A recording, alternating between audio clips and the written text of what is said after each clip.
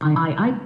Medium-term challenges survey talks about the following medium-term challenges. 3 areas of policy focus: employment, finding good jobs for the young and burgeoning workforce, especially for women; education, creating an educated and healthy labor force; agriculture, raising farm productivity while strengthening agricultural resilience. IV. India's economic outlook and overview of India's economic performance in 2017 to 18. Key takeaways from the economic survey. 1. The GDP growth rate for the fiscal year 2017 to 2018 is pegged at 6.75% by the economic survey report. The government, in its advanced GDP estimate, had estimated a growth of 6.5%. 2. In the fiscal year 2019, the survey said that the Indian economy is expected to grow between 7% and 7.5%. The International Monetary Fund (IMF) has also said that India could grow at 7.4% in the current year 2018, as against China's 6.8%. 3. On the implementation of the goods and service tax (GST), the survey said that there has been a 50% increase in number of indirect taxpayers, large increase in voluntary registrations, distribution of GST base closely linked to size of economies, strong correlation between export performance and state's standard of living. And India's formal sector was found to be substantially greater than currently believed, the economic survey said. 4.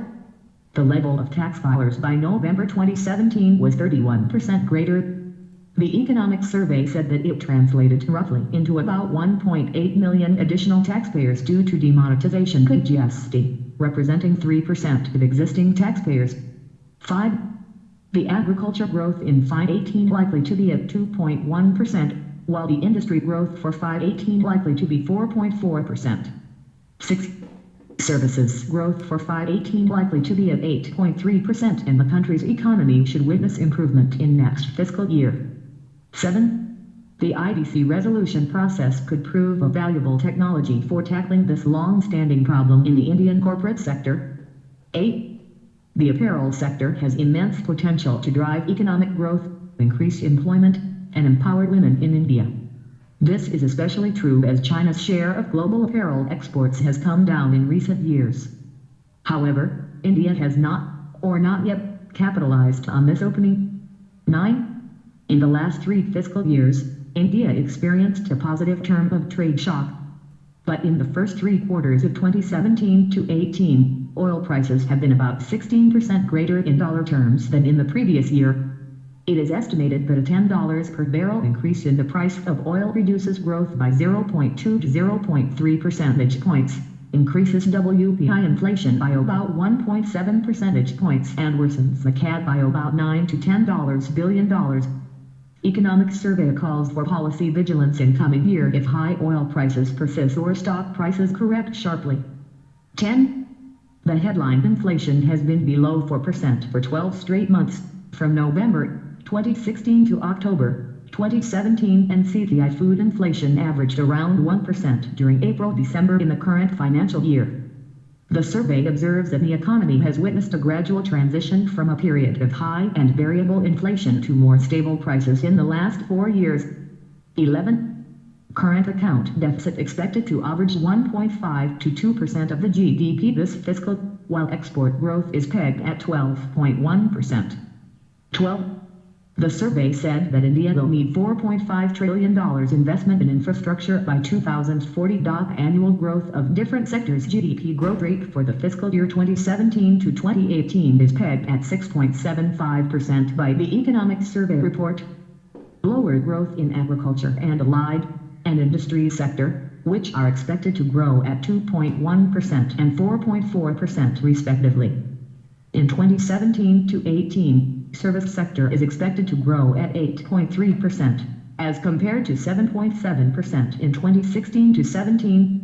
Within the services sector, only the growth of public administration, defense and other services sector is expected to decline in 2017-18. Basic terminologies. What is gross value added? GVA. GVA is the measure of the value of goods and services produced in an area, industry or sector of an economy. Put simply, it is a measure of total output and income in the economy. It provides the rupee value for the amount of goods and services produced in an economy after deducting the cost of inputs and raw materials that have gone into the production of those goods and services. It also gives sector-specific picture like what is the growth in an area, industry or sector of an economy. How is it measured? At the macro level, from national accounting perspective, it is the sum of a country's GDP and net of subsidies and taxes in the economy. When measured from the production side, it is a balancing item of the national accounts. What is GDP? It gives the economic output from the consumer's side. Market value of all final goods and services taking place within the domestic economy during a year.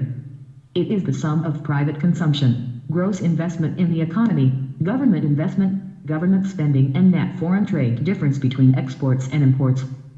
GDP equals private consumption plus gross investment plus government spending plus exports, imports. What is the difference between the two? GDP and GDP. While GDP gives a picture of the state of economic activity from the producer's side or supply side, the GDP gives a picture from the consumer's side or demand perspective. Both measures need not match because of the difference in treatment of net taxes. Relationship to gross domestic product. Gross value added equals GDP plus subsidies on products, taxes on products, or GDP equals GDP plus taxes on products, subsidies on products. Thus, gross domestic product GDP of any nation represents the sum total of gross value added GDP in all the sectors of that economy during the said year after adjusting for taxes and subsidies.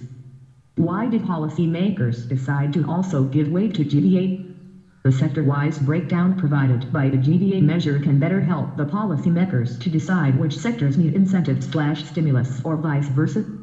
Some consider GDP as a better gauge of the economy because a sharp increase in the output, only due to higher tax collection which could be on account of better compliance or coverage, may distort the real output situation. Which of the two measures is considered more appropriate gauge of the economy? The sector-wise breakdown provided by the GDP measure helps policymakers decide which sectors need incentives or stimulus and accordingly formulate sector-specific policies. But GDP is a key measure when it comes to making cross-country analysis and comparing the incomes of different economies. Do you know? In India, GDP is estimated by Central Statistical Office (CSO). In the revision of national accounts statistics done by Central Statistical Organization (CSO) in January 2015, it was decided that sector-wise estimates of gross value added GDP will now be given at basic prices instead of factor cost. In simple terms, for any commodity, the basic price is the amount receivable by the producer from the purchaser for a unit of a product minus any tax on the product plus any subsidy on the product. However, GDP at basic prices will include production taxes and exclude production subsidies available on the commodity.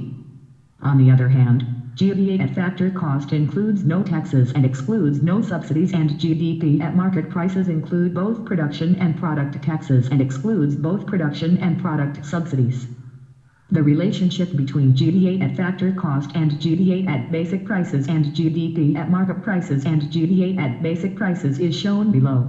GDP at basic prices equals GDP at factor cost plus production taxes less production subsidies. GDP at market prices equals GDP at basic prices plus product taxes, product subsidies. Elasticity, Engel curve and Engel law/Engel S. Elasticity. What is elasticity? The measure of the responsiveness of one variable to changes in another. Economists have identified four main types. 1. Price elasticity measures how much the quantity of supply of a good or demand for it changes if its price changes. If the percentage change in quantity is more than the percentage change in price, the good is price elastic. If it is less, the good is inelastic. 2. Income elasticity of demand measures how the quantity demanded changes when income increases. 3. Cross elasticity shows how the demand for one good, say, coffee, changes when the price of another good, say, tea, changes. If they are substitute goods, tea and coffee, the cross elasticity will be positive. An increase in the price of tea will increase demand for coffee. If they are complementary goods, tea and teapots, the cross elasticity will be negative. If they are unrelated, tea and oil, the cross elasticity will be 0. 4. Elasticity of substitution describes how easily one input in the production process, such as labor, can be substituted for another, such as machinery. What is Eggle curve? An Eggle curve is the relationship between the amount of a product that people are willing to buy and their income. An Eggle curve is shown below. What is Engel's law / Engel's elasticity? UPSC 2007 Engel's law is an observation in economics stating that the percentage of income allocated for food purchases decreases as income rises. As a household's income increases, the percentage of income spent on food decreases while the proportion spent on other goods such as luxury goods increases. In other words, the income elasticity of demand of food is less than 1.